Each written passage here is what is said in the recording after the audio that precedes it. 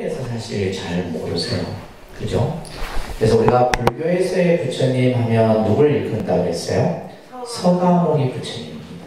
어떤 부처님요? 서가모니 부처님. 그러니까 이제 불교에서는 너무 많은 이제 우리가 여러분들이 알고 있는 약사의 부처님도 계시고 미륵 그죠? 부처님도 계시고 아미타 부처님도 계시고 이런 부처님들 명언을 들어보셨을 거예요. 그죠? 그러다 보니까 이제 부처님 하면 어떤 부처님인지 이렇게 이제 우리가 혼돈을 하게 되는데, 우리가 이제 부처님을 이렇게 일반적으로 얘기할 때는 서가모니 부처님을 얘기한다. 왜 서가모니 부처님을 얘기하냐면 이분은 이제 불교를 창시하신 분이죠. 결국 인류의 역사 속에서 이제 우리와 같은 인간의 모습으로 우리에게 오셔서 그 시간이 이제 2600년 정도가 됩니다. 그래서 2600년 동안에 그분의 어떤 자치 또 가르침 이런 것들이 지금까지 쭉 전해 내려오고 있잖아요. 또 여러분들이 이제 그분의 가르침을 공부하기 위해서 오늘 이 자리에 함께하고 있는 것이고, 그렇기 때문에 사실은 그분의 가르침을 이야기에 앞서 우리는 뭐요? 그분의 삶을 한번 좀 들여다볼 필요가 있다는 거죠. 그래서 이제 우리가 지난 시간에는 탄생과 관련된 여러 가지 이야기들을 살펴봤어요. 실제 이제 부처님의 탄생지는 인도가 아니라 네팔이라고 그랬습니다. 그죠? 네팔, 인도와 국경을 가까이 하고 있는 곳이에요. 그래서 실제 그 부처님 탄생지를 가려고 하면 다시 네팔 비자를 꼭 받아야 돼요.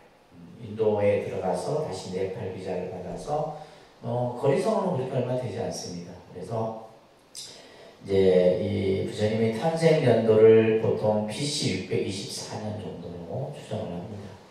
그래서 이제 보통 이러한 뭐 예수님 생애도 그렇고 부처님이나 여러 이제 위대한 분들의 이러한 생애가 정확한 연도가 사실은 추정하기가 어려워요. 그래서 여러 가지 문헌들, 역사적인 자료들 이런 것을 바탕으로 해서 이제 우리가 그 추정을 하게 되죠. 보통 이제 부처님이 탄생하신 나라가 이제 카필라국이고 부처님의 종족이 샤카족이다라고 말씀드렸어요, 그죠? 예, 이런 것들은 여러분들이 기본적으로 이제 이해하셔야 됩니다. 이해가 아니고 이제 외우셔야 돼요. 우리가 이제 부처님의 부왕을 정방왕이라 그러고 어머님을 마야 부인, 보통 마하마야 왕비 이렇게 부르는데 그냥 우리가 보통 줄여서 마야 부인이다 이렇게 부르죠, 그죠? 그래서 이러한 이제 인연 속에서 지난 시간에는 이제 부처님의 전생, 이 세상에 오시기 전에 전생의 이야기가 불교에서는 그려 있다 그랬습니다, 그죠? 그러니까 여러분들도 예를 들면 이 세상에 오시기 전에 전생의 생이 있었단 말이에요. 부처님도 마찬가지로 전생의 그러한 여러 가지의 모습들이 그려집니다. 자, 우리가 이제 부처님의 생애를 여러분들이 좀 더 아주 단편적으로 이해해요. 지난 시간에도 보여드렸듯이 여기 루비니 동산입니다. 부처님이 이제 탄생한 곳이고, 그죠? 실제 인도에 가면 여러분 이제 부처님의 탄생, 출가, 성도, 열반 이런 이제 그 성지들이 있어요. 그리고 이제 이 탄생지에 보게 되면 이 석주, 아쇼카 왕이 세운 석주가 이 석주가 이제 역사적인 자료가 되는 거예요. 이것이 부처님이 탄생하신 곳이다라고 하는. 그래서 이 아쇼카 왕은 인도를 최초로 통일한 왕이에요. 통일한 왕이기 때문에 역사적인 확실한 어떤 그 기준이 되게 되죠, 그죠? 그래서 이 아쇼카 왕의 석주에 의해서 부처님의 탄생 연도를 추정할 수가 있고, 그죠? 여러 가지 역사적인 그 연도들을 추정을 합니다. 그래서 굉장히 이 인도 역사에 있어서는 중요한 왕입니다. 그래서 최초로 이제 인도를 통일한 왕이기 때문에 그래요. 자, 우리가 이제 8단락의 그림을 여러분들이 이제 모습을 조금 이해해야 되는데, 첫 번째 장면이 이제 저 천상세계, 도솔천이라고 하는 천상에서 우리 이 세상에 오시는 모습을 도솔레이상이다라고 얘기합니다. 따라합니다. 도솔레이상. 그래서 8개의 그림이 있는데 그 그림의 장면들을 통해서 전체적인 우리가 부처님의 삶을 볼 수가 있어요. 그래서 도솔천에서 그죠? 여기 보면 이제 이 코끼리, 그러니까 흰 코끼리를 타고 이제 그 마야 왕비의 태중에 들어가는, 그래서 태몽을 꾸고 이제 나중에 이제 상기를 느껴서 달이 차서 결국 왕자를 탄생하게 되는데, 그 이제 도솔천에서 내려오는 모습, 어떻게 보면 태몽의 그 모습을 그리는 것이 바로 도솔레이상이 됩니다.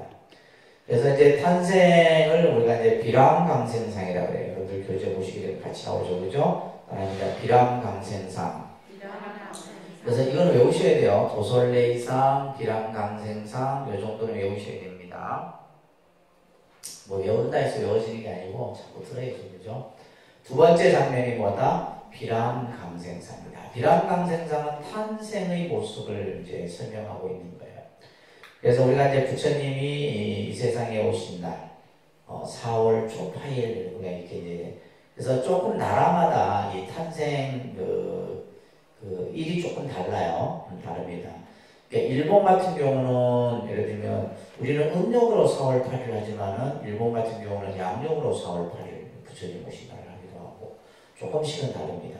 또 태국도 다르고 저쪽 남방 쪽도 다르고 다릅니다. 자, 그래서 룸비니 동산에서 부처님께서 4월 8일 날 이제 탄생을 하시게 되죠. 그래서 이 탄생하셨을 때 하셨던 말씀, 우리가 지난 시간에도 공부했듯이 바랍니다. 천상천왕, 유아독존, 일체계고, 아다만지. 자, 이걸 탄생계를 하는데, 이거 탄생계가 주는 의미가 크다겠죠, 그죠?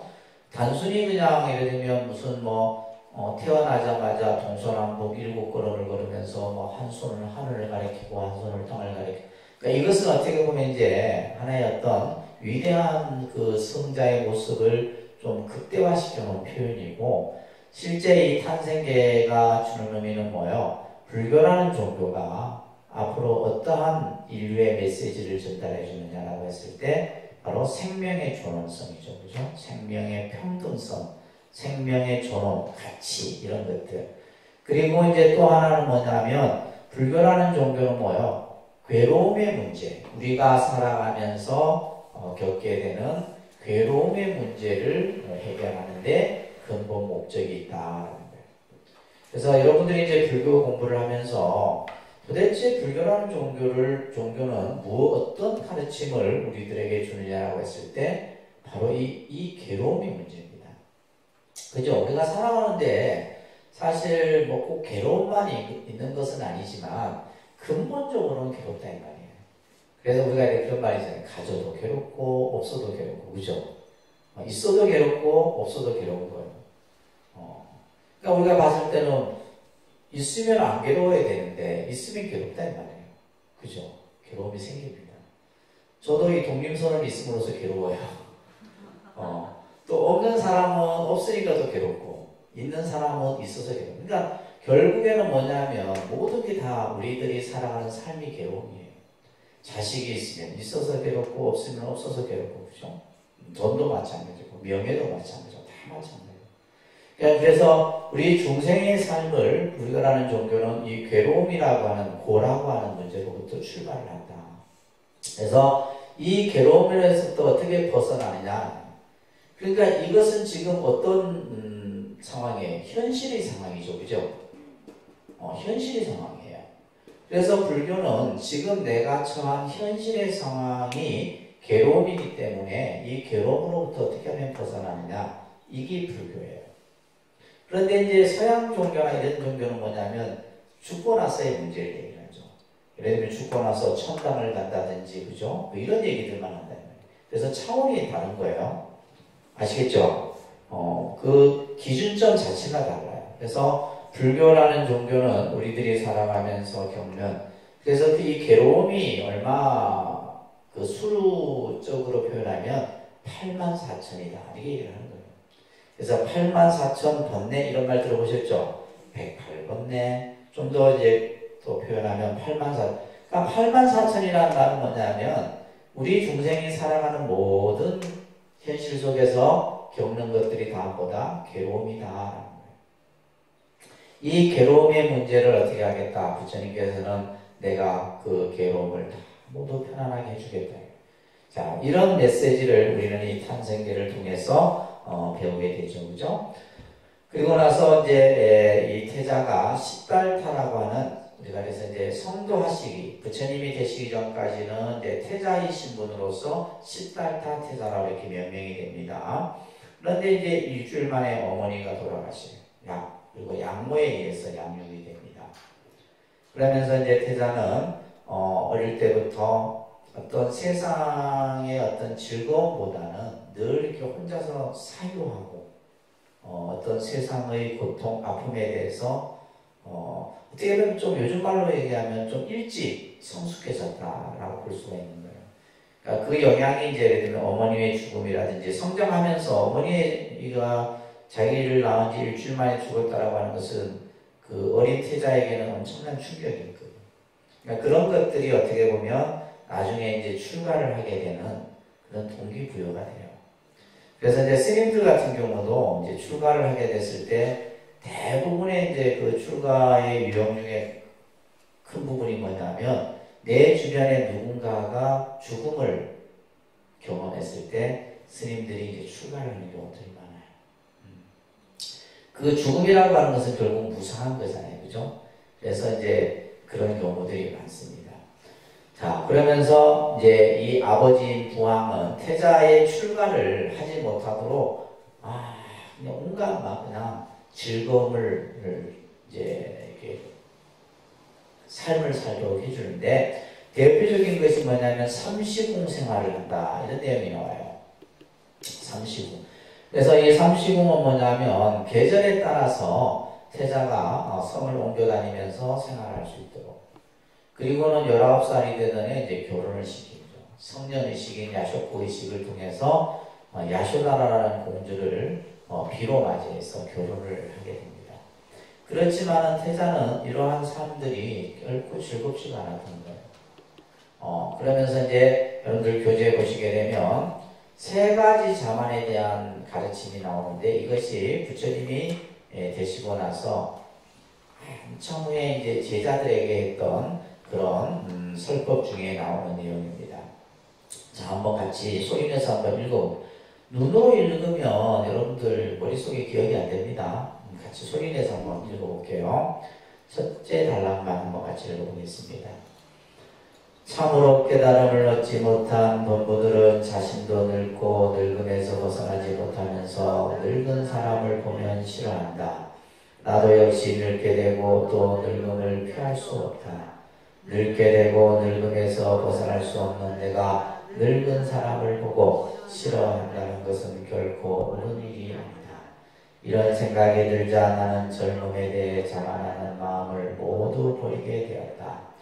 여기서 이제 세 가지의 자만을 이제 부처님께서 당시 태자로서 자기가 생활을 할 때, 그렇잖아요. 우리가 젊었을 때는 난 늙지 않아. 나는 뭐 예를 들면 이제 우리가 젊었을 때 보면 나이 드시고 이런 분들 보면 나는 저렇게 늙지 않을 거야. 그죠? 또 그 늙은 사람을 보면서 우리는 뭐예요?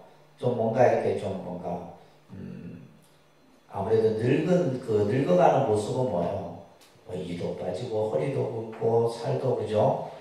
이렇게 이렇게 우리가 속된 말로 쭈글쭈글해지고 그죠?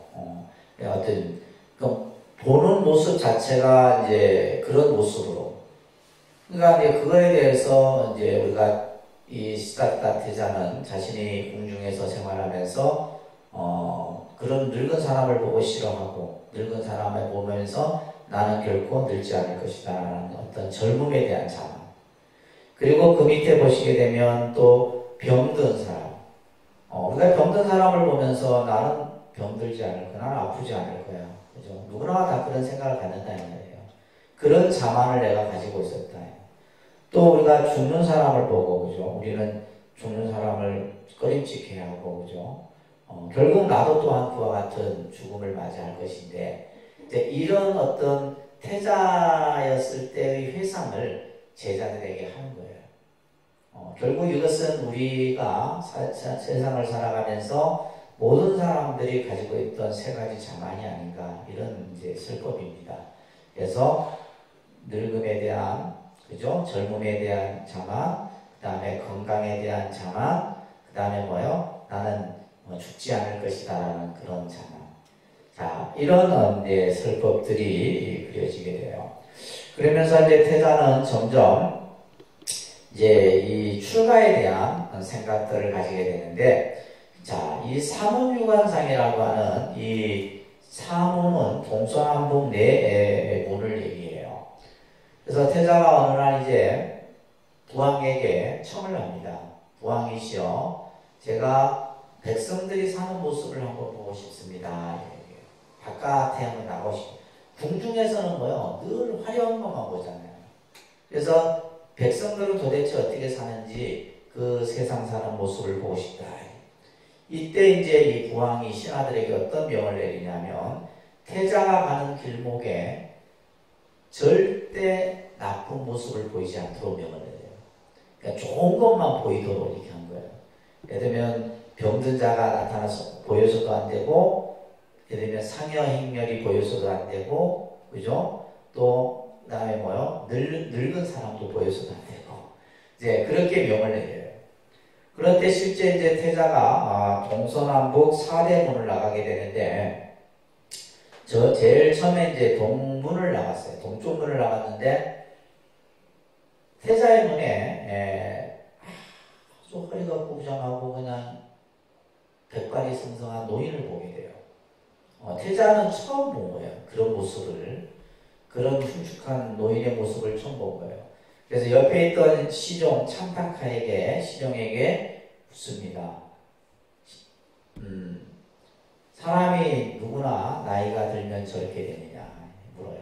그러자 이제 옆에 있던 신하가 태자시여, 사람이 누구나 나이가 들면 저런 모습으로 변하게 됩니다. 그럴 때 이제 태자에게는 뭐였어요? 충격이었단 말이에요. 그래서 다시 돌아오고, 그 다음에 남쪽에서는 누굴 만나요? 병든 자를. 근데 이제 예를 들면 우리가 어떻게 보면 지금 요 사문유관상이라고 하는 요 장면은 뭐냐면 태자의 출가를 암시하는 장면이에요. 암시. 그래서 이제 이미 태자가 뭐예요? 출가의 어떤 동기를 만들어가는 과정이다라고 보시면 됩니다. 그래서 남쪽에서는 병든 자를 만나고 서쪽에서는 누굴 만나요? 장래 행렬을 보게 돼요. 장래. 자, 그리고 마지막에 북쪽에서는 누굴 만나냐면 출가 수행자를 만납니다. 근데 이 출가 수행자의 모습이 너무나 당당하고 너무나 멋있는 거예요. 그러면서 태자는 나도 또한 저와 같은 길을 가고 싶다, 이런 생각을 갖게 되었다고 해요. 그리고 다시 이제 섬으로 돌아옵니다. 섬으로 돌아와서는 태자는 점점 이러한 자신이 보았던 그런 생각들에 대해서 고뇌에 빠지게 되죠. 자, 그 밑에 이 구절이 중요한 구절이에요. 이 밑에 나오는, 자, 궁중의 영화도 이 구절 같이 소리내서 읽습니다. 궁중의 영화도 건강한 이 육신도 사람들이 부러워하는 이 젊음도 결국 나에게 무엇을 가져올 것인가? 나는 병들고 언젠가는 늙어 죽음을 면할 수 없다. 젊음을 자랑하며 건강을 자랑하며 생존을 자랑하는 일은 적어도 생각 깊은 사람들에게는 무의미한 일이 아닐 수 없다. 세상의 어리석은 사람들은 자기 자신이 병들고 죽으며 또 늙고 병들고 죽는 것을 피할 수 없는 몸인 줄 알지 못하고 남의 늙음과 병듦과 죽음을 보고서 웃고 있구나. 이런 이제 경전에 나오는 부처님 말씀이에요. 그러니까 이런 말씀들은 좀 여러분들이 잘 듣고, 그죠? 읽고 외우셔요. 우리 불자들은 부처님 경전을 잘 안 외우려고 그래요. 실제 이제 사실은 우리가 교인들, 기독교 교인들 같은 경우는 이제 성경 공부나, 그들도 교리 공부하죠. 교리 공부합니다. 그러면 하나님 말씀 막 달달달달달 외워요. 근데 왜 우리는 막 머리가 나쁜 분들만 오시는지 그런 것도 아닌 것 같은데. 외우는 걸 싫어해. 외우는 거. 네. 여러분들 치매 안 걸리시면 자꾸 머리를 쓰셔야 돼요.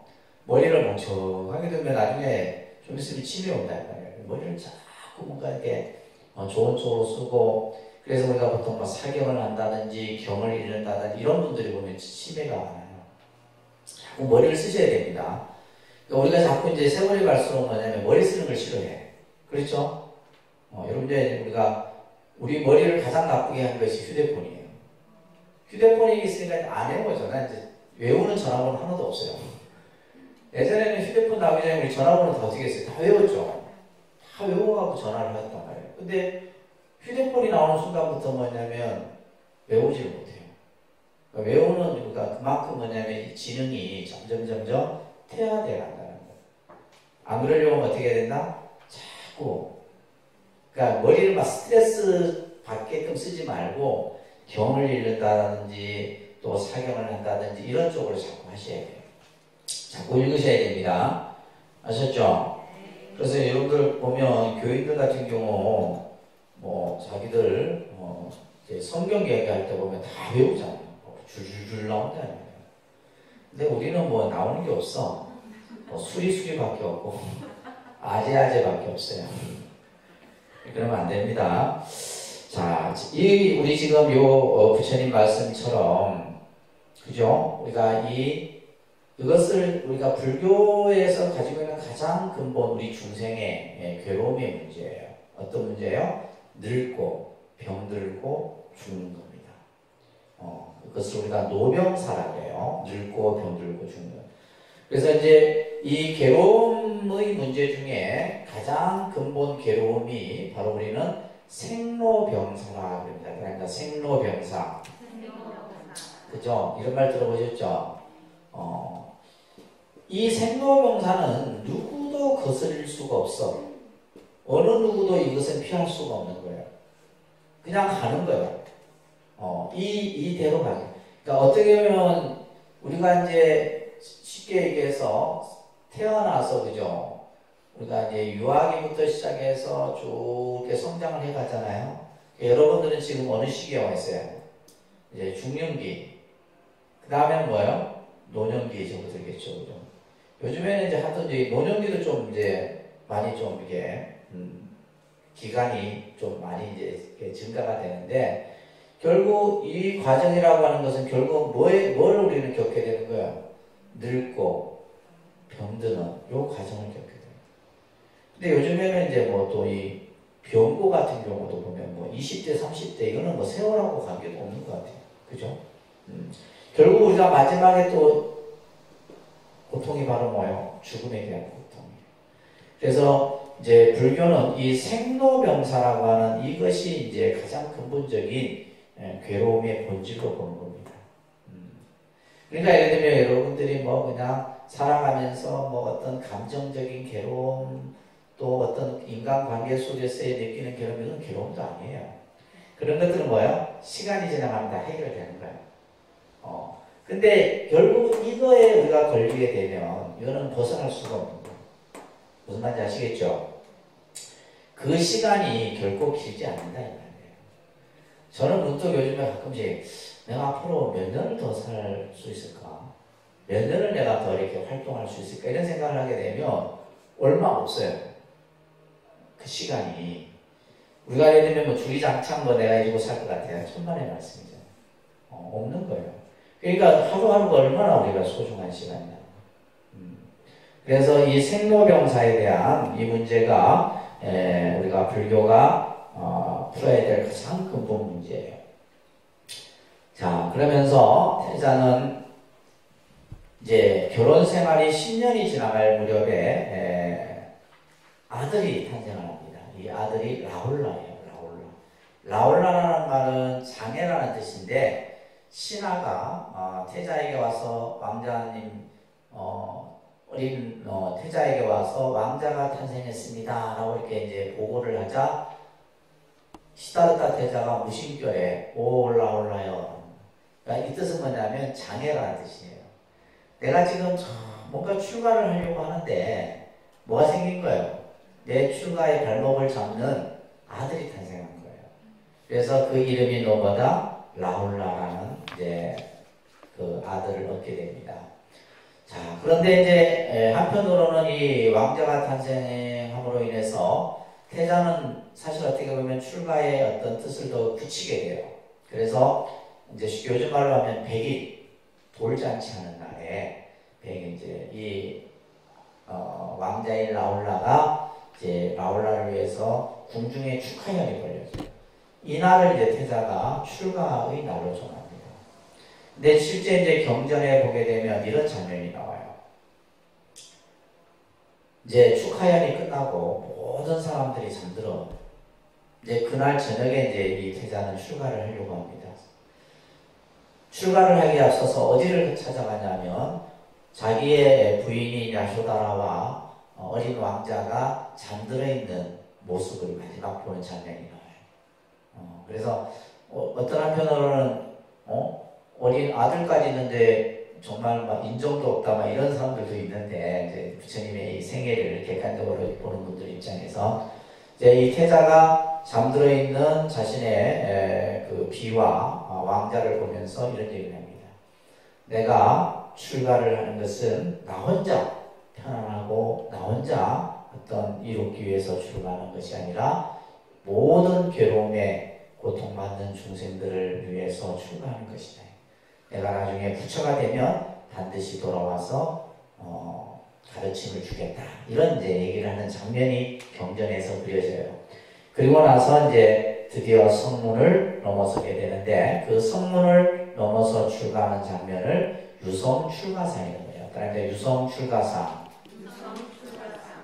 그래서 이제 우리가 얼마 전에 이제 부처님 출가제일이었어요. 출가제일이 음력으로 2월 8일입니다. 2월 8일이 출가제일이고 또 이제 음력으로 2월 15일이 열반제일이고 이렇게 이제 제일이 있는데 오늘 나중에 설명드릴게요. 자, 이 출가를 하시기 전에 그 위에 나오는 경문이 있죠, 그죠? 나는 하늘에 태어나기를 원치 않는다. 이 구절 중요한 구절이에요. 여러분들 별표해서 딱 머릿속에 좀 암기를 해주세요. 같이 한번 읽어볼게요. 같이 합니다. 나는 하늘에 태어나기를 원치 않는다. 일체 중생이 생사의 윤회에 매여 고통받고 있지 않은가. 나는 일체 괴로움을 구제하기 위하여 출가하는 것이니 위 없는 깨달음을 얻어 부처를 이룰 때까지 결코 돌아오지 않으리라. 이제 이 짧은 구절에 모든 내용이 여기 안에 담겨 있어요.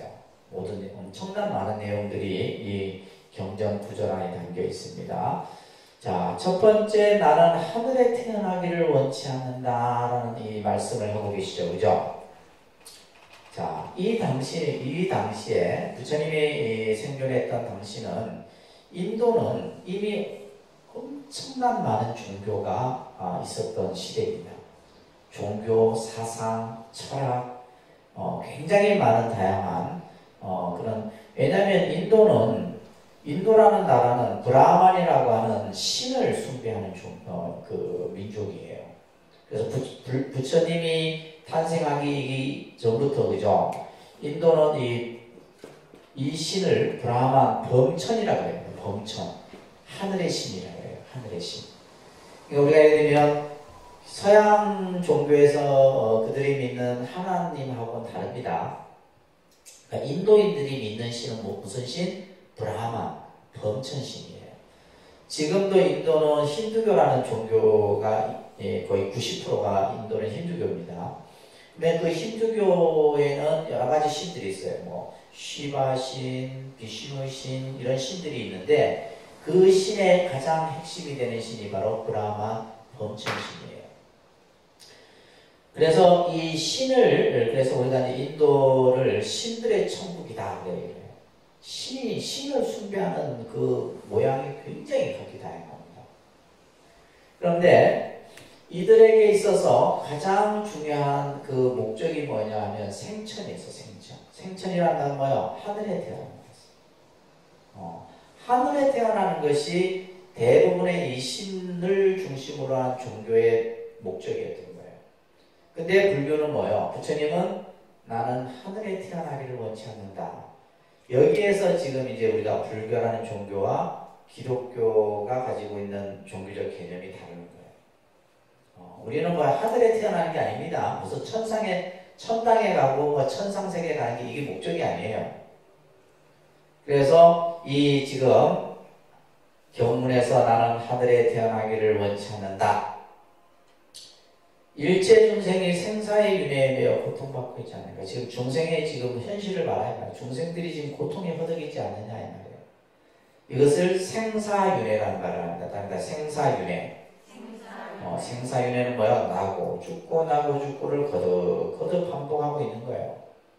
이 생사의 윤회에서 지금 고통받고 있지 않은가. 그러면서 그 다음 줄은 뭐냐면 출가의 목적입니다. 써놓으세요. 뭐라고요? 출가의 목적이에요. 출가의 목적은 뭐예요? 나는 일체의 괴로움을 구제하기 위하여 출가한다. 앞에서도 제가 얘기했듯이 불교라는 종교는 뭐예요? 괴로움의 문제를, 그죠? 이것을 가장 근본 문제로 생각하고 있다고 그랬죠. 그래서 부처님께서도 나는 일체의 괴로움을 구제하기 위하여 출가한다. 출가의 목적은 중생의 괴로움을 구제해 주는 거예요. 그래서 위없는 깨달음을 얻어, 그죠? 부처를 이룰 때까지 나는 결코 돌아오지 않으리라. 어떻게 보면 출가의 다짐입니다. 나는 부처가 깨달음을 얻기 전까지는 다시, 그죠? 이 현실의 세계로 돌아오지 않겠다라는 말씀을 하시게 됩니다. 자, 그러면서 태자가 나이가 29이 되더니 2월 8일 날 출가를 하게 됩니다. 출가라는 말은 한자로 쓰면 이렇게 돼요. 출가와 가출은 다릅니다. 출가라는 원래 뜻은 뭐냐면 인도 말로는 파리자라는 말을 가지고 있는데 이 출가의 의미는 앞으로 나아가다 이런 뜻이에요. 집을 나서다 이런 뜻이 아닙니다. 한자로는 뭐 집을, 그죠? 집으로부터 벗어난다, 집을 떠난다 이런 뜻이 아니라 뭐다? 앞으로 나아간다. 지금 내가 있는 현실에서 좀 더 한 발짝 나아가는 의미가 바로 출가예요. 그래서 부처님께서는 이 시다르타 태자는, 자, 우리가 이제 이 출가라고 하는 이 시점이 굉장히 중요한 부분이에요. 우리가 이제 많은 불교학자들이 부처님을 이렇게 연구를 하면서, 자, 과연 누가 이와 같은 출가를 할 수 있었겠느냐, 인류 역사상. 자, 이 말은 무슨 말이냐면, 자, 시다르타 태자는 뭐예요? 부귀영화가 보장된 삶이에요. 그러니까 우리가 흔히 말하는 세속에서 말하는 부와 권력과 명예와 모든 것을 다 갖춘 사람이다. 근데 그것을 버리고 과연 그 험난한 수행의 길로 들어갈 수 있는 자는 이 세상 아무도 없다는 거예요. 그래서 이제 우리가 우리나라 역사에도 보면 고려시대 때 보면 왕자들이 출가를 많이 합니다. 그때는 불교가 아주 성행했었잖아요. 그죠? 그래서 그 고려시대 때 보면 왕자들이 출가를 해서 스님이 되고 막 이런 경우들이 많았었어요. 근데 이거 쉬운 결정이 아니죠. 쉬운 결정이. 그래서 이 부처님의 출가를 어느 학자는 위대한 복이다 이런 표현을 했었어요. 부처님의 출가를 뭐라고요? 위대한 복이다. 어느 누구도 할 수 없는 일이다 이 말이에요.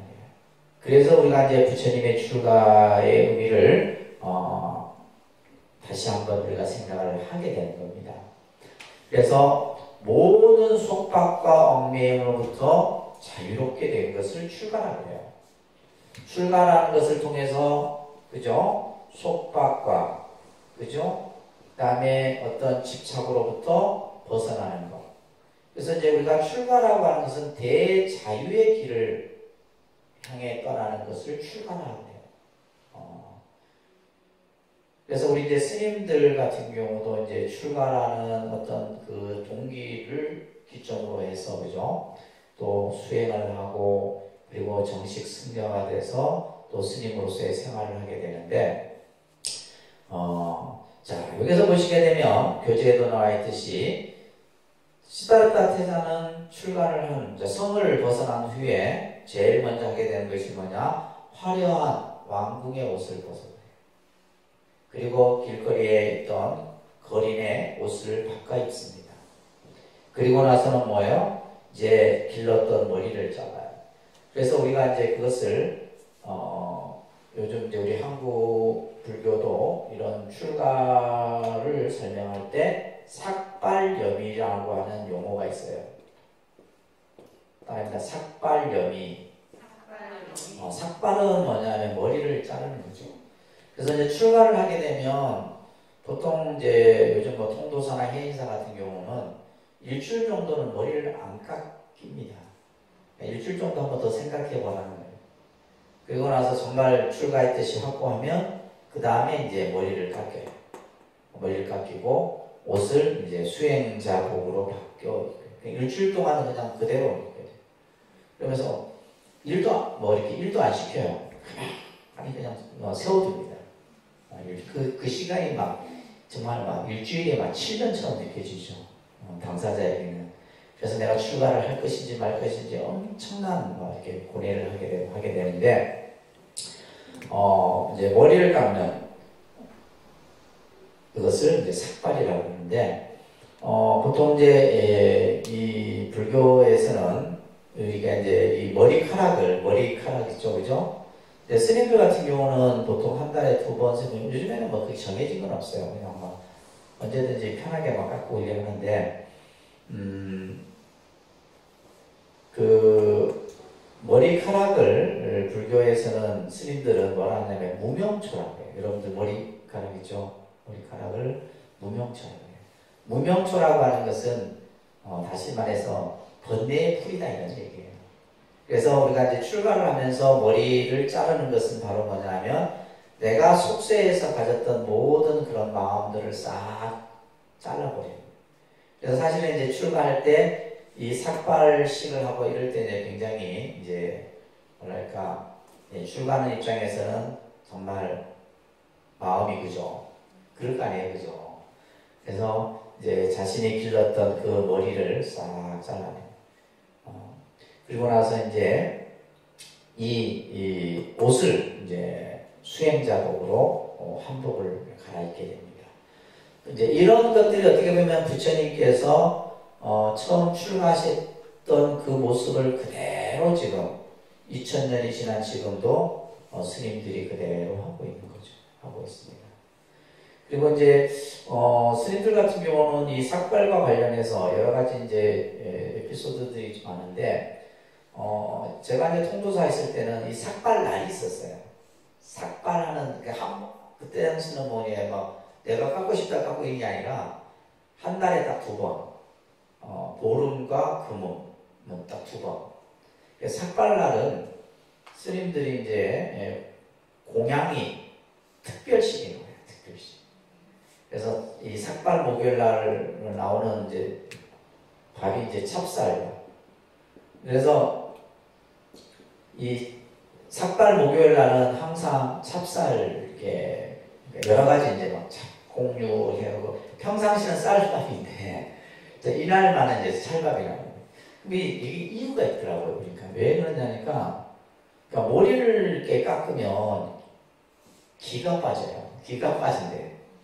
그래서 이제 옛날부터 이게 머리를 메워줘야 된대.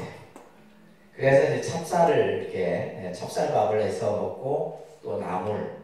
또 이제 그 당시 이제 지금도 뭐 제가 개인적으로 좋아하는 음식이지만은 두부. 스님들이 제일 좋아하는 게 두부거든요. 근데 통도사에서 먹던 그런 맛들이 요즘에는 못 느껴요. 그러니까 두부를 그냥 이렇게 해서 그냥 소금으로 싹 해갖고 그냥 이렇게 기름에 이제 튀기는 정도. 바뒤로. 두부 반찬. 그 다음에 이제 버섯. 탕수육거든요. 버섯탕. 그 당시는 뭐 30년 전에는 특식이었지, 그때. 그런 음식들은. 그리고 이제 돌김 같은 김 있잖아요. 그죠? 김이요. 그 다음에 이제 잡채. 이런 것들이 나오면 그 당시는 이렇게 막 늘 나오는 게 아니었어요. 언제 나온다? 삭발 목요일 날만 나와요. 그리고 이제 간혹 이제 목요가로 이제 그 밑에 마을에 내려가는데 내려갔다가 몰래 짜장면 한 그릇 먹고 굉장히 재밌었던. 그래서 이제 그날이 이제 스님들에게는 하여튼 외출을 하게 하는 날이기도 해요. 그러니까 예를 들면 한 달에 2번 정도밖에 마을에 못 내려가는 거예요. 목욕하는 날이에요. 그래서 이제 이 삭발 목요일이 이제 그런. 그리고 실제 이제 머리를 깎으면 저도 지금 이렇게 머리가 길렀을 때 하고 머리를 깎고 나면 굉장히 기분이 달라요. 여러분들 머리숱 얼마나 거칠어스러워. 안 그래요? 그래서 이제 이 삭발염이라고 하는, 그리고 이제 이 염이라는 말은 물을 들였다 이런 뜻인데, 이 보통 우리가 이제 이 옷 같은 경우도 보면 우리 옛날에는 우리 민족을 백이민족이라 했죠, 그죠? 흰 옷을 입었다 이 말이에요. 그러면 이제 우리가 이제 스님들 같은 경우는 이 잿빛, 회색 색깔을 이제, 사실 이 회색이 뭐냐면 물을 들여서 이제 지금은 이제 화학, 그죠? 그 방법으로 해서 이제 그냥 물이 들여서 나오지만은 옛날에는 스님들이 이 순물 들이고 하는 걸 많이 했었어요. 그래서 예전에는 보면 네이도 보면 전부 흰색이었잖아요. 메리어스 같은 거 흰색이에요. 그러니까 칼라 나온 지 얼마 안 됩니다. 칼라 나온 지 한 90년대? 그 이전에는 전부 흰색이었어요. 그러면 스님들이 이제 쉬는 날마다 하는 내내 뭐가 있냐면 물들이는 거예요. 염색 물들이는 거. 그래갖고 이제 이 회색으로 옷을 물들여서 입고 했는데, 그래서 이제 지금의 이제 스님들 옷 색깔도 보면 이제 조금 뭐 불교마다 다르지만은 중국이나 우리나라 같은 경우는 이제 이런 회색의 옷을 많이 입게 됩니다. 자, 그러면서 이제 드디어 시다르타 태자는 수행자의 길로 들어서게 된 거죠. 자, 수행자의 길로 들어서서, 자, 이거는 조금 설명이 길어져야 되기 때문에 잠깐 10분 정도 쉬었다가 5분 정도 쉬었다가 이어서 하도록 할게요. 이제 제일 막상 출가를 했지만은 어떻게 공부를 해야 되고 또 어디로 가야 하는지를 알 수가 없는 거예요. 그래서 이제 당시 인도에서 아주 이름이 널리 알려진 6명의 사상가들이 있었는데 이분들을 이제 찾아갑니다. 이분들. 그래서 이분들을 보통 불교에서는 육사외도라고 해요. 이제 육사외도. 그러니까 이제 그 인도 철학을 공부하는 쪽에서는 이 육사외도에 대한 내용이 굉장히 중요한 부분이에요. 그래서 이제 당시 이 시다르타 태자는 이들에게 이제 가서 가르침을 배워요. 처음에는. 그래서 이제 그분들을 조금 살펴보면 뿌리나카샤파라고 하는 분은 도덕 부정론자예요. 도덕 부정론자. 그러니까 당시 앞에서도 말씀드렸듯이 인도는 철학 사상가들이 굉장히 많았어요. 종교 어떤 형태도 다양했고, 이 이제 뿌리나카샤파 같은 경우는 첫째 인과를 부정해요. 인과무를 부정하고, 쉽게 말해서 이제 쾌락주의를 강조합니다. 세상 뭐 고민해 살 필요 뭐 있냐, 그냥 즐기고 살자, 이런 이게 이제 도덕 자체를 부정한다, 이런 뜻이에요. 그러니까 어떻게 보면 이제 내가 잘못을 한다 해서 잘한다고 해서 그에 대한 각오가 없고 오로지 그냥 내 감각 느끼는 대로 세상을 살자, 이런 이제 주장을 했던 사람이 뿌리나카샤파입니다. 그 다음에 마칼리 코살라라고 하는 분은 숙명론자예요. 숙명론자. 이 숙명론자는 뭐냐면 극단적 필연론으로서 모든 운명은 결정되어져 있다고. 숙명론이라고 하는 것은 결정론 쪽 숙명론이라고도 하거든요. 그래서 운명론자라고도 합니다. 그래서 우리가 이제 보면 여러분들이 이렇게 신년이 되면 이렇게 사주팔자를 보고 그게 막 좀 이렇게 막 치중하는 사람들인데, 그런 사람들이 보면 주로 운명론자들이에요. 그러니까 불교는 숙명론이랑 운명론을 부정합니다. 그래서 나중에 이제 그 부분도 설명드리겠지만은 이 마카리 코살라 같은 경우는 운명에 대해서 결정론의 입장을 취하는 그런 사상가입니다. 그 다음에 유물론자는 이 말 그대로 이제 물질을 이제 가장 근본으로 이렇게 주장하는 인물인데, 도덕을 부정하고 현실적인 쾌락이 인생의 목적임을 주장하는 그런 사상을 했어요. 아지타케사 까말림. 다음에 회의론자 산자야 벨라디푸타. 산자야 벨라디푸타의 회의론자는 뭐냐면 말 그대로 이제 이것을 우리들이 인식하고 또 우리가 논리적으로 설명하는 것은 불가능하다. 그래서 불가지론이라고도 합니다. 또 이것을 형이상학이라고도 해요. 그러니까 쉽게 말해서 알 수 없고 볼 수 없는 것, 이거에 대한 얘기들을 이제 주로 했던 인물입니다. 그래서 이러한 어떤 산자의 벨라리프타, 불멸론자, 바쿠타카짜이나 같은 경우는 생명이라고 하면서 불생불멸이다 라고 하는 것을 주장했고, 또 선악의 인가를 부정했고, 그 다음에 여섯 번째 자이나교의 마하비라 같은 인물은 이 마하비라의 종교인 자이나교는 지금도 인도에서 존재하고 있는 종교입니다. 자이나교.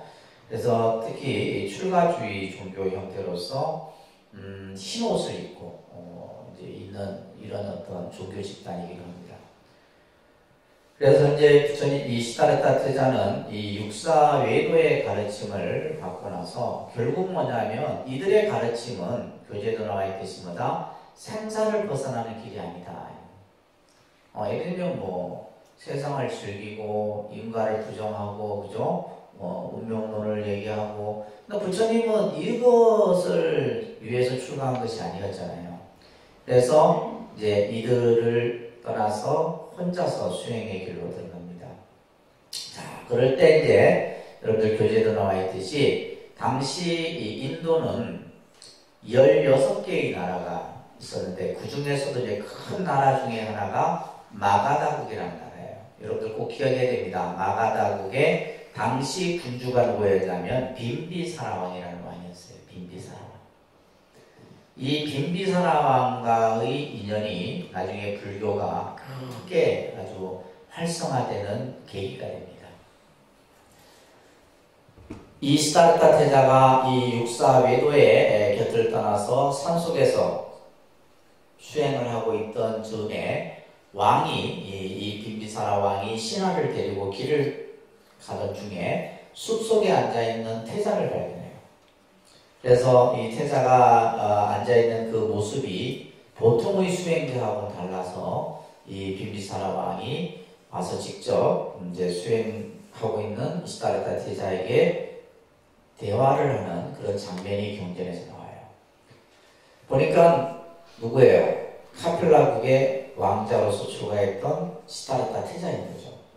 그러자 이제 이 빈비사라 왕이 아니 힘들게 이렇게 수행을 뭐하러 하느냐, 나와 함께 정치를 해서 이 인도를 다 통일을 하자, 이렇게 정치를 권유를 한 거예요.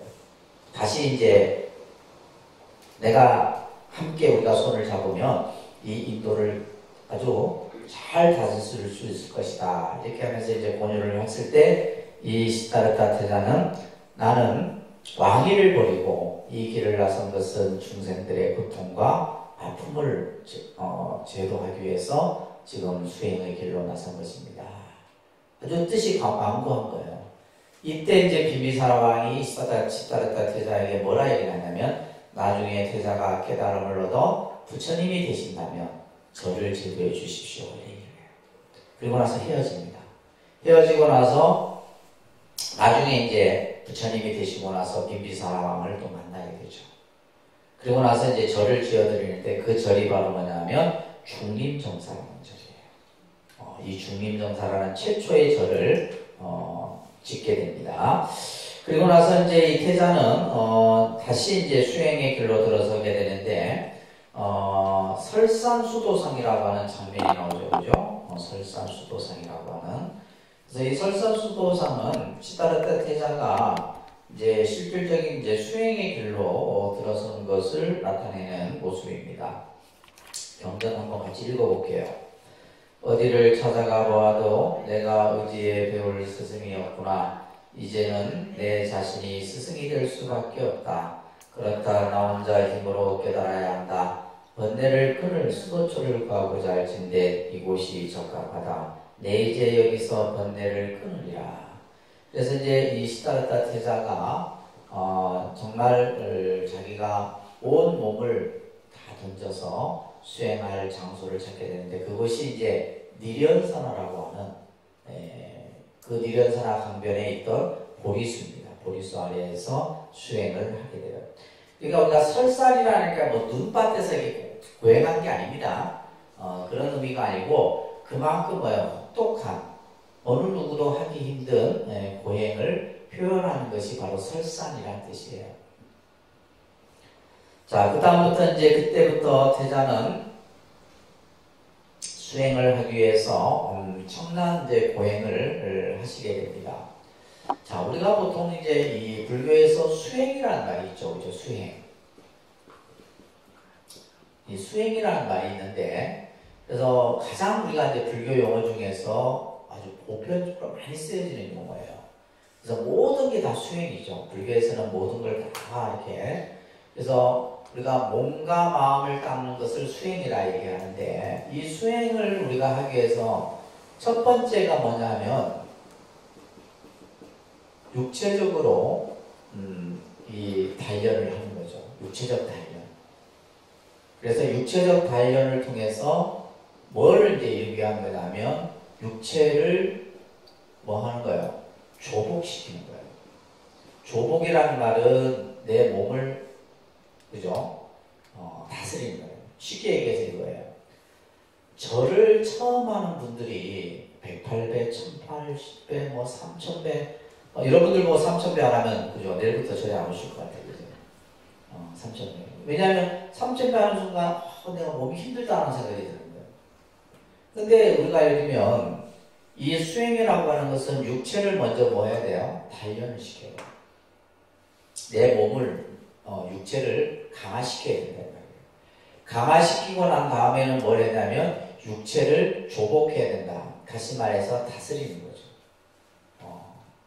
그래서 모든 우리가 참선이 됐든 예를 들면 절이 됐든 모든 수행은 요 단계를 그 다음에 뭘 해야 돼요? 마음을 단련하고 마음을 조복해야 돼요. 그 다음 단계는 뭐예요? 우리 마음 그죠? 정신을 뭐하고 단련시키고 그리고 나서 뭐해요? 우리 마음을 조복해야 돼요. 요게 이제 수행인 거예요. 그러면 이제 이 말은 뭐냐면 수행을 하기 위해서는 제일 먼저 뭘부터 해야 돼요? 육체적인 것을 먼저 다스려야 돼요. 그래서 요 단계를 넘어서 해야지만 뭐다? 마음을 단련하고 마음을 조복할 수 있는데 우리는 이거 뭐 싹 무시하고 뭐부터 이거부터 하려고 하니까 안 돼요. 내가 육체를 단련하고 육체를 조복하지 않으면 절대 이 단계가 안 돼요. 거꾸로 될 수는 없거든요. 거꾸로 될 수. 뭐 거꾸로 되는 경우도 있을 수는 있겠지만은 우리가 기본적으로 그래서 이제 이 시타르타 태자도 처음에는 육체적으로 엄청난 고행을 합니다. 그리고 나서 나중에 뭐예요? 마음을 단련을 통해서 마음을 조복시키는 이런 수행의 모습들이 나오게 되는 거예요. 네, 그래서 이런 이제 우리가 수행이라 했을 때는 그래서 이제 수행은 이꼬로 뭐냐면 고행이에요. 말합니다. 고행. 고행이라고 하는 것은 고통이라는 뜻이 아니에요.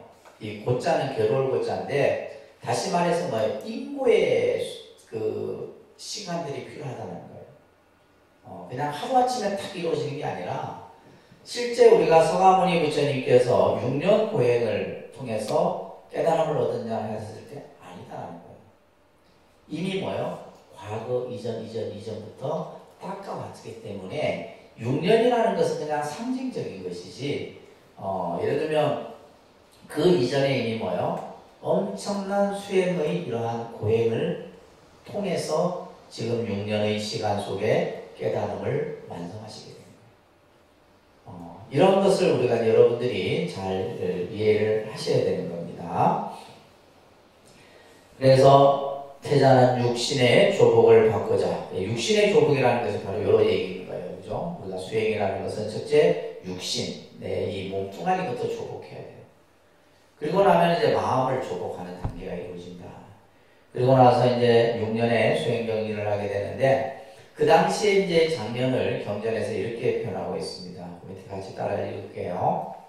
과거의 어떤 수행자라도 현재의 어떤 수행자라도 또 미래의 어떤 출가 수행자라도 이보다 더 깊고 어려운 고행을 닦는 자도 없고 닦을 자도 없으리라. 그러니까 부처님의 수행을 가장 아주 최고의 그런 어떤 고행의 시간들을 통해서 깨달음을 이루게 됐다는 겁니다. 그런데 이제 이 시다르타 태자가 육체의 고행을 하다 보니까 뭐예요? 육체를 너무 가혹하게 하다 보면 뭐냐면 이 육체가 상해버리면 어떻게 돼요? 더 이상 닦을 수 있는 힘이 안 생기는 거예요. 그래서 이제 태자가 고행 수행이, 여기서 고행 수행이 생사의 문제를 해결하는 데 도움이 되지 않는다는 것을 깨닫게 돼요. 그래서 그 밑에 구절에 보시게 되면 육체를 괴롭히는 것은 육체의 극복이 아니라 도리어 뭐다? 육체에 대한 집착을 더하게 되는 것이다. 그러니까 이제 우리가 몸을 조복해야 되는데 이 몸을 내가 너무 막 아주 극도로 이렇게 하다 보니까 뭐야? 몸이 망가져 버리는 거예요. 기력이 없어져 버리고 사지 육신을 쓸 수가 없는 거예요. 그래서 이제 다시 이 시다르타 태자는 육체의 고행보다는 다시 이제 뭘로 답하세요? 마음을 단련하고 마음을 조복하는 수행으로 이르게 되는데, 이때 이제 어떤 장면이 나오냐면 그 강가에서 목동인 수잔타라고 하는 이 목동 소녀가 유미죽이라는 죽을 시다르타 태자입니다. 그래서 실제 경전에 보게 되면 이 시다르타 태자가 수행을 할 때는 하루에 나달 하나를 먹고 수행을 했다, 이런 기록들이 나와요. 그리고 심지어는 새가 머리 위에다 집을 지었다, 이런 표현들도 나올 정도로 극도의 고행을 하게 됩니다. 우리가 이제 이 부처님의 지금 이게 유명한 그 파키스탄에 있는 고행상이에요. 이 아주 유명한 고행상입니다. 파키스탄 박물관에 있는 고행상인데, 이것을 코로나가 아마 발생이 안 됐으면 이 부처님의 고행상을 우리나라 이렇게 모시고 와서 전시를 한번 하려고 했었어요. 근데 이제 딱 그 시점에 이 코로나가 작년에 발생이 되는 바람에 우리 한국 불자들이 이것을 직접적으로 보지는 못했는데, 이 고행상 보세요. 어떻게 해요? 부처님이 아주 그냥 뼈만 앙상하게 남는 이런 이제 모습이죠, 그죠? 그러니까 이 정도로 이 부처님께서 태자가 이런 고행을 했다는 거예요. 이럴 때 이제 이 수잔타가 주는 이 유미죽이 뭐냐면 쌀을 끓여서 우유를 넣은 죽이에요. 이 죽을 드시고 이제 태자는 기력을 회복합니다. 이때 이제 같이 수행했던 5명의 수행자들이 있었어요. 고얘기가 지금 중간에 빠졌는데, 이 5명의 수행자는 누구냐면 부왕이, 정관왕이 태자가 혹시 위험에 처할 수 있는 상황이 생길 수도 있고 하니까 태자를 옆에서 보호하라, 이런 이제 명을 받고 5명의 수행자들이 같이 있었던 거예요. 근데 보니까 태자가 이제 뭐 유비죽도 먹고 이제 뭔가 목욕도 하고 이제 태자가 뭐 수행을 포기했구나 생각하고 태자를 떠납니다. 떠나버리고, 사실은 이제 이때부터 시다르타 태자는 더욱더 정진 수행을 하게 되죠. 자, 이 장면이 바로 뭐냐면 수화항마상이에요. 아닙니다. 수화항마상. 보리수 아래에서 이제 이 장애를 항복시키고 궁극의 깨달음을 얻게 되는 장면이 바로 수화항마상이에요. 자, 태자는 이제 보리수 아래에서 다시 수행 정진에 들어갑니다. 자, 이때 이 당시의 그 상황을 이렇게 설명하고 있습니다. 설사 이 몸의 피부가 다 썩고 뼈가 부스러지며 피가 다 말라버린다 할지라도 무상보리 정각을 이루지 않고서는 내가 결코 이 자리를 떠나지 않으리라. 다시 이제 뭐예요? 수행의 이 어떤 결의를 다지게 되죠. 그러니까 우리가 공부도 그래요. 보면 이게 하다가 또 침체기를 겪게 되고 다시 또 이렇게 마음을 일으켜서 또 하기도 하고, 이 시다르타 태자도 이제 그런 과정들을 겪게 됩니다. 그래서 이제 다시 이제 내가 수행의 깨달음의 길에 나아가고자 하는 이런 의지들이 여기에서 보여요. 자, 근데 여기서 중요한 것이 뭐냐면 태자가 수행이 점점 높아지면 높아질수록 이 수행을 장애하는 현상들이 나타나요. 이것을 불교에서는 마라 그럽니다. 뭐라 한다고요? 이것을 마장이라고 해요. 마장. 이것을 마라 그래요. 한자로는 이렇게 쓰는데 이게 마자인데 여기에다가 이제 이렇게 장자를 써서 마장이라고 해요. 근데 이 뜻은 뭐냐면 장애라는 뜻입니다. 무슨 뜻이요? 장애. 수행을 하는 데 있어서 우리가 상식적인 입장에서는 수행을 하면 할수록 뭐예요? 장애가 없어져야 되는데 이게 반대로 수행을 하면 할수록 뭐가 생겨요? 장애가 더 생기더라고요. 근데 그 단계를 넘어서야 되는 거예요.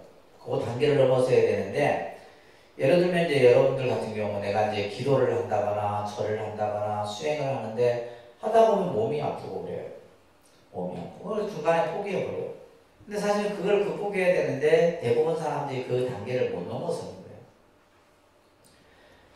거예요. 몸이 아프거나 또 예를 들면 내가 이제 수행을 하고자 하는데 이제 장애하는 요소들이 많이 생기는 거예요. 자, 이것을 이제 우리가 그 밑에 보면 사자 어구로서 나오죠. 그럽니다. 도고마성이라는 말이 있어요. 그러니까 도고마성. 도가 높을수록 마가 더 일어난다. 이런 뜻이에요. 도가 높을수록 마가 더 성행한다. 근데 마라고 하는 것이 뭐냐면 이런 것들이에요. 욕심, 혐오, 기갈. 기갈은 뭐예요? 목마르고 배고프고 이런 것들이에요. 애착, 집착이죠, 그죠? 그리고 이제 이 가장 큰 것이 뭐냐면 권태예요, 권태. 우리가 수행을 하다 보면 여러분들도 마찬가지입니다. 여러분들 그냥 가정에서의 어떤 부부 생활에서도 권태기가 있잖아요. 있어요, 없어요? 종교 신앙생활도 있어요. 종교 신앙생활을 하다 보면 권태기가 와요. 뭐 내가 이거 뭐 굳이 다녀 뭐 하겠네 이런 생각도 들고 다녀봤자 별 재미도 없고. 그러니까 재미가 있어야 되는데 여러분들이 뭐냐면 재미를 못 느끼면 그게 권태기인 거예요. 그러니까 이게 모든 게 다 마찬가지입니다. 직장생활도 권태기가 있고 쉽게 말해서 실증을 내는 거죠. 실증. 그러니까 수행에 있어서도 마찬가지인데 내가 열심히 수행을 하는데 어느 날 갑자기 그냥 쉽게 말해서 그냥 막 어떤 감각이 쫙 떨어지면서 내가 이거 왜 하고 있지 뭐 이런 생각도 들고 이게 전부 뭐다? 마라는 거예요. 아시겠어요? 근데 이 마가 어디에서 일어나요? 내 안에서 일어나는 거예요. 내 안에서 내가 그 마를 만들어 버리는 거예요. 그리고 이제 때로는 마가 외부에서 오기도 해요. 내가 예를 들면 기도를 하는데 갑자기 등골이 오싹해요. 두려움이 생기는 거예요. 등골이 오싹하고 막 뒤에서 누가 나를 잡아 끄는 것 같고 이런 경우도 있어요. 혼자서 막 산속에 가서 기도한다고 이런 사람들 보면 간혹 그런 경험들을 합니다. 그래서 공포, 두려움. 그 다음에 이제 또 우리가 수행을 하는 데 있어서 가장 큰 장애가 뭐냐면 잠이에요. 앉아만 있으면 좋은 거예요. 뭐 기도만 한다 해도 졸리고, 그죠? 스님들 같은 경우는 이 수마가 가장 큰 마예요. 마고. 그 다음에 의혹. 의혹은 뭐예요? 의심이죠. 그래서 내가 이거 한다고 되겠나? 뭐 기도한다고 되겠나? 공부한다고 되겠나? 뭐 스스로 의심을 일으키는 거예요. 이런 것들은 전부 뭐다? 마장이라고 하는 거예요. 뭘 한다고요? 마장. 근데 중요한 것은 공부가 익어갈수록 뭐가 마장이 더 생긴다 이런 뜻이에요. 근데 그 단계를 어떻게 해요? 딱 넘어서야 되는데 대부분 사람들은 넘어서지를 못해요. 그 3부 능선을 넘어서지를 못하는 거예요. 그래서 주저앉아버리죠. 그리고 스님들 같은 경우도 수행하다 보면 그런 마장들이 많이 생깁니다. 많이 생겨요. 수행 잘하고 있는데 그냥 갑자기 막 서로 막 그냥 갈등이 생겨갖고 막 다투기도 하고 이런 것들이 일어나요. 근데 그런 이제 어떤 우리가 말하는 내부적 갈등, 내 내면적 갈등 이런 것들을 어떻게 해야 돼요? 스스로 다 이겨내야 돼요. 아셨죠? 그러니까 여러분들이 살아가는 삶도 마찬가지예요. 가정생활도 마찬가지로 뭐가 항상 생겨요? 마장이 생기는 거예요. 마장이 생깁니다. 그러니까 예를 들면 그런 경우들 많이 보죠.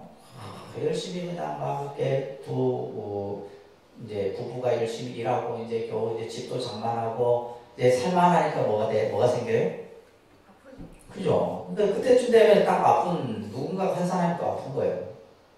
그러면서 이제 그다음부터는 이게 이제 이 마라고 하는 것은 그 틈을 노려요.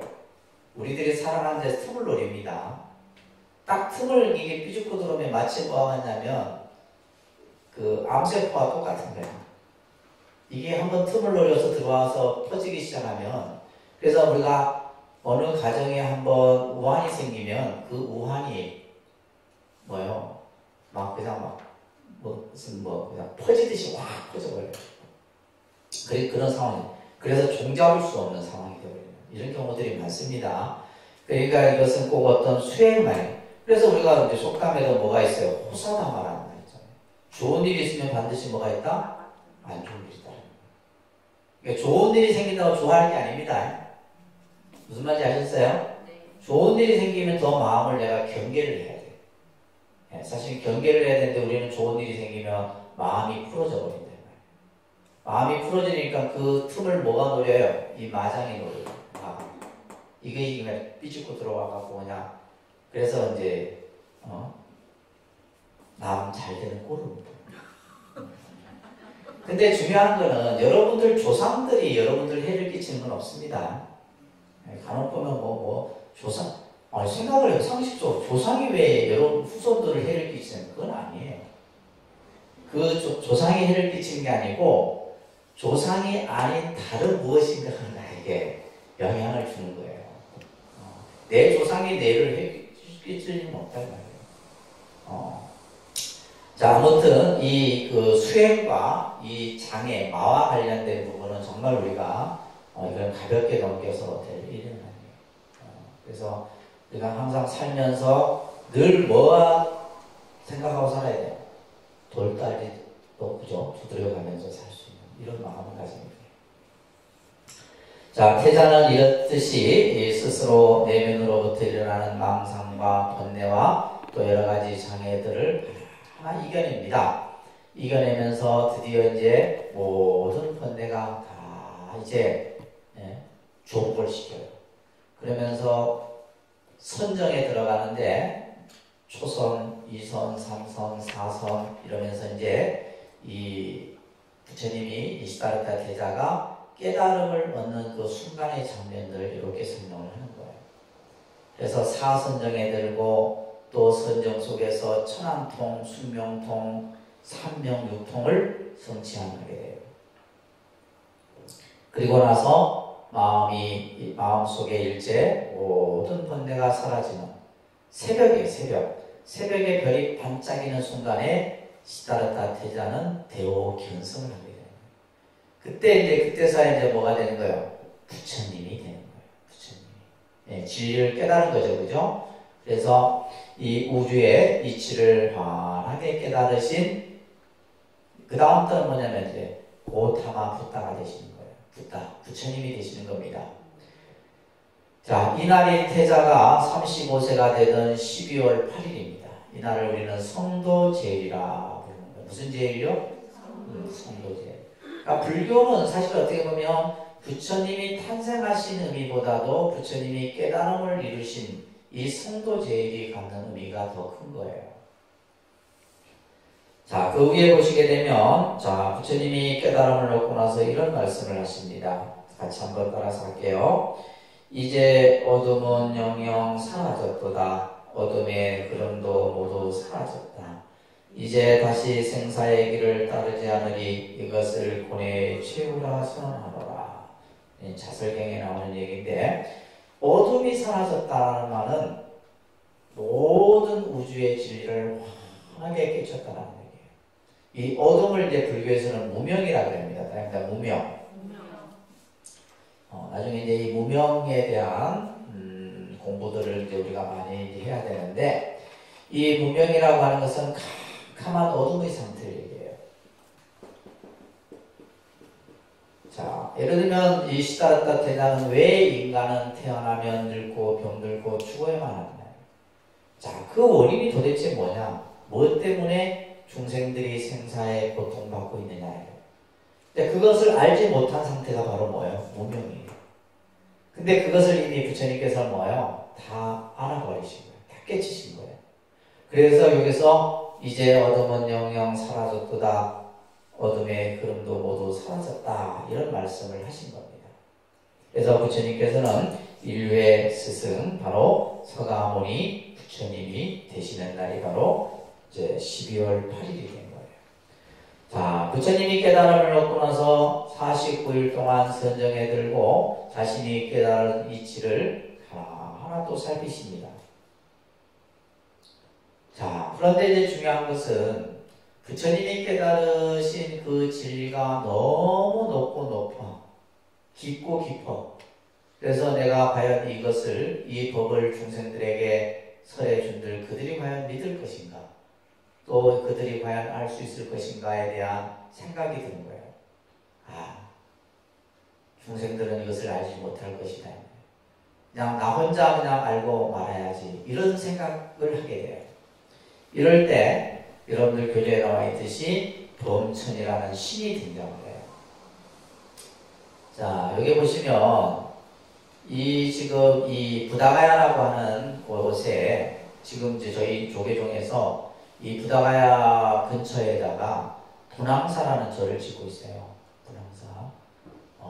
그 한국식의 사찰이에요. 그러니까 이 부다가야에 보면 인도 사찰도 있고, 그러니까 일본 불교에서 세운 절도 있고, 또 티벳에서 세운 절도 있고, 뭐 중국에서 세운 절도 있고, 홍콩에서 세운 절도 있고, 그러니까 우리나라 절이 없었어요. 이번에 이제 부산에 어느 노보살님이 50억을 희생합니다. 본인이 이제 그 모았던 재산을 그 인도 부다가야에 이제 여기 이 탑이 보이는 곳이에요.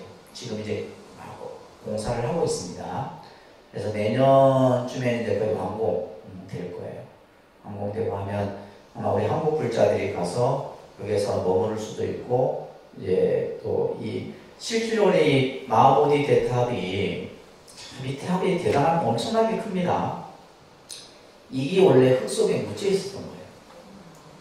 이 마하보디 대탑이 흙 속에 묻혀 있었는데 이게 이제 영국의 그 탐험가에 의해서 발굴이 돼요.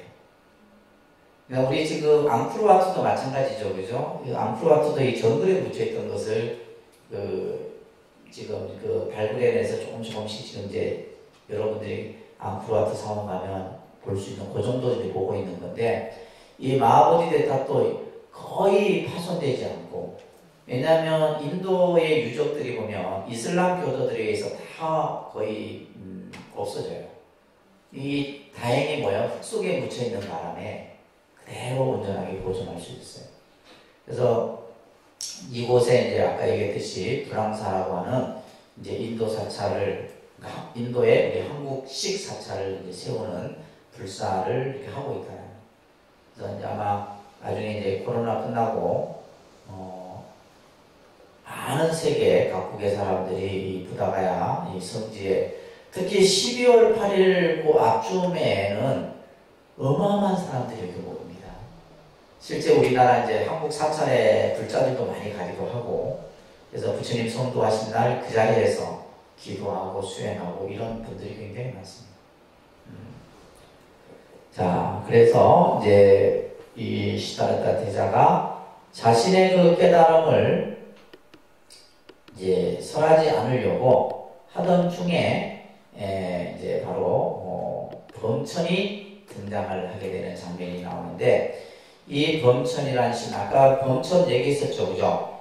자, 여기서 범천이 등장한다는 것은 중요한 메시지를 우리에게 주고 있는 거예요. 어떤 메시지냐면, 불교라는 종교는 신 위에 있다는 거예요. 그러니까 부처님이라고 하는 이 존재는 신보다 뭐다? 위에 있다는 것을 상징적으로 나타내는 거예요. 그러니까 그들이 믿는 창조신이 부처님께 나타나서 법을 설해 주실 것을 청합니다. 이것을 권청이라고 해요. 권청. 자, 이 구절이 중요한 구절이에요. 그 밑에 나오는 구절이 있죠? 이 하늘의 신 범천이 권청을 하자 부처님께서 하신 말씀입니다. 다 같이 소리내서 한번 읽어볼게요. 중생들의 근기는 각각 다르리다. 물속에 피어나는 연꽃에 더러움이 물리지 않듯이 더러움 속에서 헤매는 중생들이라도 모두 헤어날 수 있으리라. 제각기 근기에 따라 법을 설하리라. 하늘의 신이여 그대의 청을 받아들여 내 이제 감노의 문을 여노니 모든 세상의 중생들아 귀 있는 자는 들어라 낡은 믿음을 버리고. 자, 이 짧은 구절에 많은 뜻이 담겨 있습니다. 자, 부처님께서 범천의 권청을 듣고 나서 부처님이 생각을 합니다. 중생들을 전부 이렇게 낱낱이 살펴보니 중생들의 근기가 각기 다르다는 것을 알게 돼요. 자, 여기서 중요한 용어입니다. 근기라는 말. 이제 우리가 불교 공부하면서 이런 그 용어들은 여러분들이 정확하게 개념 정리가 되셔야 돼요. 자, 근기라는 말이 있습니다. 근기. 이 근기라는 말인데, 이 근기라는 말이 어떤 의미냐면 능력, 적성, 자질 이런 뜻이에요. 이런 뜻입니다. 근기라는 말이 뭐라고요? 능력, 적성, 자질. 사람마다 능력이 각기 다 다르죠. 그죠? 능력이 다 다릅니다. 각자 가지고 있는 능력이 다 다르고, 또한 그 적성도 다르고, 또한 뭐예요? 자질도 다 달라요. 그것을 불교에서 뭐라 한다? 근기라고 해요. 그래서 보통 우리가 이제 근기를 이렇게 세 단계로 나눠요. 따라합니다. 상근기, 중근기, 하근기. 그래서 상중하로 나누는 겁니다. 근기가 수승한 사람은 상근기예요. 이제 이 상근기는 뭐예요? 하나를 가리키면 열을 하는 사람. 네, 상근기입니다. 하나를 가리키는데 열을 하는 거예요. 근기가 수승한 거예요. 근기가 수승한. 상근기. 그 다음에 중근기는 하나를 가리키면 뭐 하나 정도는 알아. 이건 뭐예요? 중근기예요. 여러분들 내 근기가 어느 정도인가 한번 판단해보라 했는데. 근데 하근기는 하나를 가리켜도 무슨 말인지 몰라. 이걸 뭐야? 하근기예요. 근기가 근데 중요한 것은 근기가 다른 것이지, 예를 들면 근기가 낮다고 해서 깨달음을 못 얻는다는 말은 아니에요. 깨달음은 누구나 다 얻을 수 있는데, 그래서 우리가 이제 공부도 뭐에 따라서 자기 근기에 따라서 해야 되는 거예요. 자기 적성에 맞는 공부를 해야 되는 거고 자기에게 맞는 자질을 해야 되는데, 이걸 불교에서는 뭐라 그래요? 근기라는 용어를 씁니다. 무슨 말인지 아시겠죠?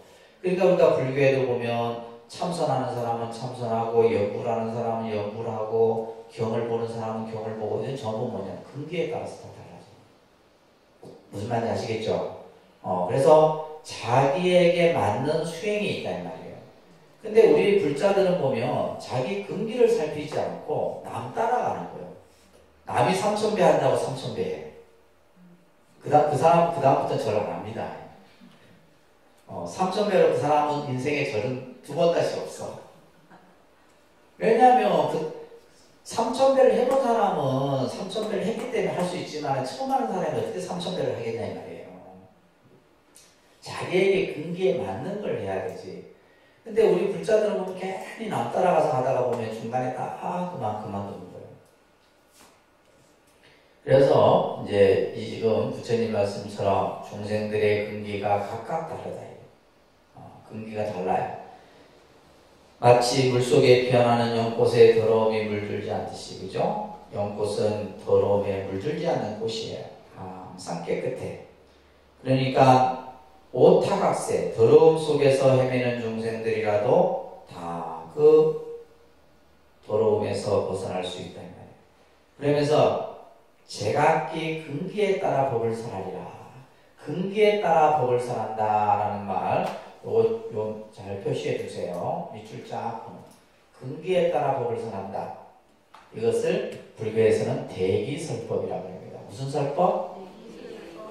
따라합니다. 대기설법. 근기에 따라 법을 설하는 거예요. 근기에 따라.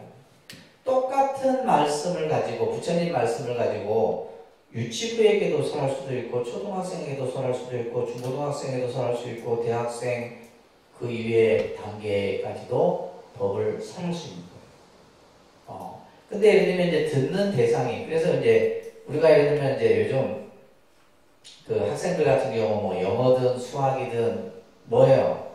적성, 능력, 시험을 하잖아요. 적성이 뭐예요? 자기에게 맞는 레벨을 먼저 해야 되는 거예요.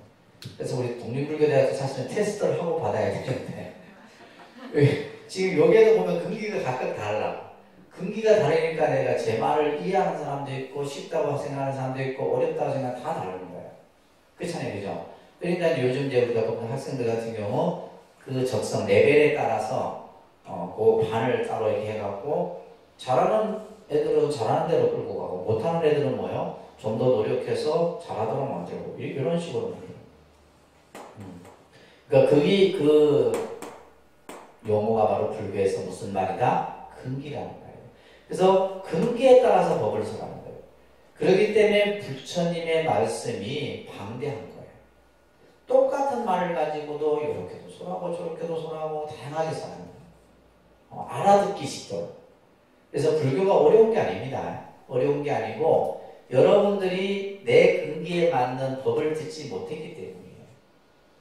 그래서 어렵게 느껴지는 것이 부처님께서는 중생의 근기에 맞춰서 법을 설하셨다. 이게 무슨 설법? 대비설법이다. 꼭 기억하세요. 네. 자, 그러면서 하늘의 신이여 내가 그대의 성을 받아들여 이제 감로의 문을 여노니 모든 세상의 중생들아. 자, 이 말이 중요해요. 귀 있는 자는 들어라. 귀 있는 자는 들어라. 낡은 믿음을 버리고. 낡은 믿음은 뭐예요? 신을 숭배했던 그 믿음이에요. 이제는 그 믿음을 버리고 귀 있는 자는 들어라 이 말이에요. 자, 이제 내가 감로의 문을 연다. 진리의 문을 다 열 테니 너희들은 그죠? 이 가르침을 잘 받아들이라는 거예요. 자, 이것은 바로 우리 부처님께서 미혹한 중생들에게 던지신 최초의 한마디가 되는 겁니다. 그리고 나서는 이제 부처님은 법을 설하기 위해서 길을 떠나시게 되죠. 그래서 제일 처음으로 떠나셨던 장소가 녹야곤이라고 하는 장소예요. 녹야곤. 자, 이곳에서 이제 누구를 만나냐면 오비구를 만나게 되는데 그 내용은 다음 주에 이어서 하도록 할게요. 다음 주는 통도서가 아니라 그 다음 주에 되겠다. 그죠? 한 주 지나면 또 다 잊어버리시는데. 저장 기간이 일주일밖에 안 돼. 여러분들 그렇죠? 일주일도 기나.